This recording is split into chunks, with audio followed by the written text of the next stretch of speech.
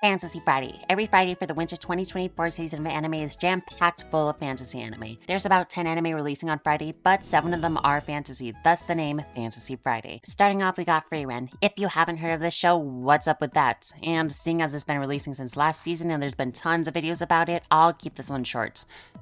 Basically, she's a really old elf that's been reliving the journey she went on with the hero party with a new party. Despite being uber old, she still learns and grows, especially through the hero, and through the lessons that she learned from him, she teaches her new party. This show is mainly a comfort watch where most of the time it's cozy day-to-day adventures of the party with a decently spaced out amount of cool fights. From spending months cleaning up beaches to fighting some demon army remnants, this show is just a great watch. For the half that's actually coming out this season, we see Frieren completing a test to be seen as a powerful mage, when we all know she's the strongest there is. And because there are other people, we see her work her mom magic on others, plus we get to see Frieren compare her skills to others. So far, we've only seen her compared to Fern and overpowered demons, so seeing where she lands compared to other top mages in the world is a great thing to see. And yeah, if you haven't watched this masterpiece yet, it's one of the best anime you could watch on Fantasy Friday. Next up is Undead Unluck. It's also been releasing since last season, but it has the unfortunate curse of being released by Hulu.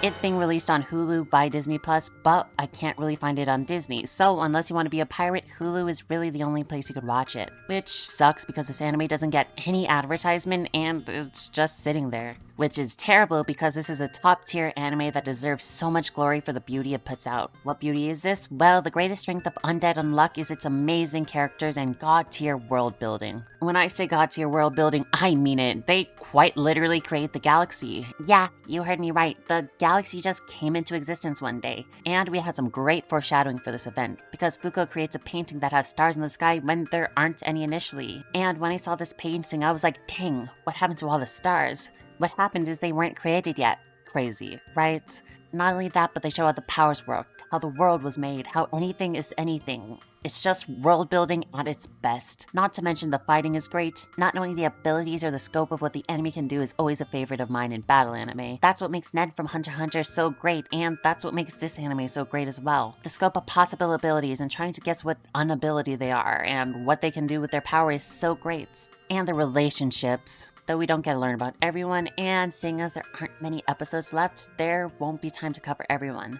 But the ones we have are pretty cool. So if you like all that I just said, please watch Undead Unluck. It's great and it deserves praise, despite being locked in Disney jail. Finally, we're getting over to anime that's only been coming out during this season, with The Weakest Tamer began a journey to pick up trash.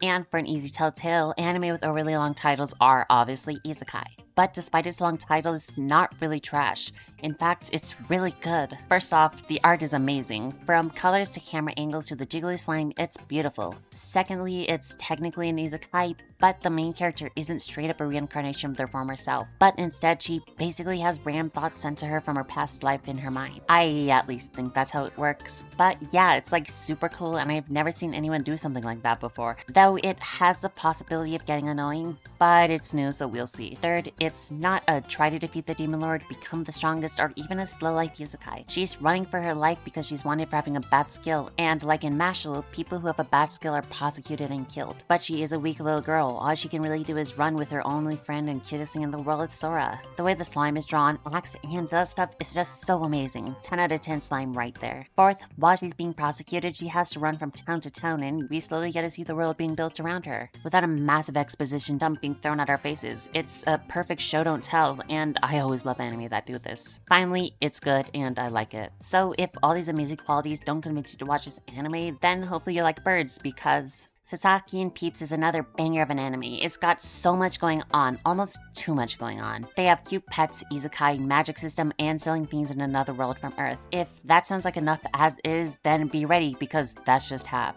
There's psychic powers on Earth where they work for a secret sect of the government. There's wars within the psychic community. There's managing a restaurant in another world. And there's a whole backstory for the bird that we learn as the anime goes on. So there's a lot going on in this anime. But this anime handles it all so well. I don't really feel like one side's getting more than the other, and it all feels really balanced. Though sometimes there are whole episodes dedicated to specific parts, like this episode on war or this episode on battles with psychics. It balances out pretty nicely overall on top of having a cute burb. Like, what else could you need? I really do like this anime, yet there's a lot to cover if I really want to cover it, so I won't. Anywho, next is the Undead and Unwanted Adventurer. First off, this anime sounds super edgy, almost too edgy, and I almost didn't watch it because of that.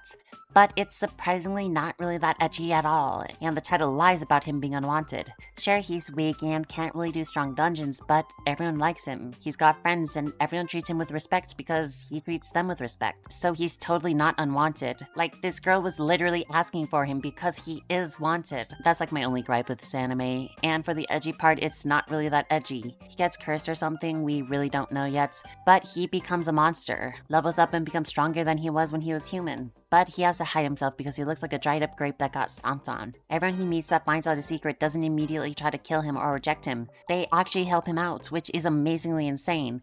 I'm just so used to people in anime getting shown up for random things, but no, they're all trying to help him. And even though he didn't tell them about his situation and they know about it, they aren't forward and they're waiting for him to tell them. It's just so sweet, and I love that change of pace. Not only that, the art direction is great. Sure, some CGI liquid here and there, but everything else looks so on point. With the colors to the movements, it's all quite high quality, and that's just more stuff to praise about this anime. And it's actually just really sweet, not nearly as edgy as I thought it would be from the title alone. Next is The Wrong Way to Use Healing Magic. This one is more in tune with your average isekai. Our main character gets isekai through a magic circle. He has a rare and overpowered ability, and he trains to become super strong. And so far, that's about it. But hey, it's got a Damimami. That's like super cool. He wasn't purposely summoned and isn't considered a hero because of it, so he gets to do other things. And the whole concept of the wrong way to use healing magic is pretty cool. I mean, when someone grows muscles, they literally rip their muscles, so after some time it heals to become stronger, and he's just skipping the time part by healing up right away. So the concept connected to it is really cool.